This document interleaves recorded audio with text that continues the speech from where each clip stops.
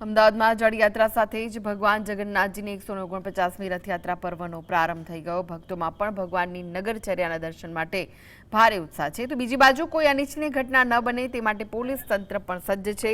Police દ્વારા સુરક્ષા વ્યવસ્થા વધુ કડક કરવામાં આવી છે। રથયાત્રાના સમગ્ર માર્ગનું ઇલેક્ટ્રિક બાઇક પેટ્રોલિંગ દ્વારા નિરીક્ષણ કરવામાં આવ્યું। પોલીસ દ્વારા ભીડ નિયંત્રણ અને સલામતી માટે ખાસ ટીમો તૈનાત કરવામાં આવી। સંવેદનશીલ વિસ્તારોમાં વધારાનો બંદોબસ્ત ગોઠવવામાં આવ્યો। રથયાત્રા શાંતિપૂર્ણ રીતે સંપન્ન થાય તે માટે પ્રશાસન સંપૂर्ण રીતે સજ્જ છે। रही है हर साल पुलिस के द्वारा सारे रूट के ऊपर पेट्रोलिंग और एरिया डोमिनेशन के लिए व्हीकल के द्वारा फ्लैग मार्च और पेट्रोलिंग करी जाती है।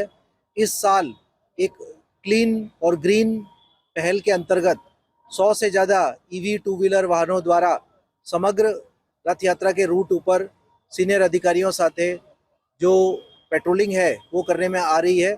इससे पूरे एरिया के अंदर पुलिस का जो है एरिया डोमिनेट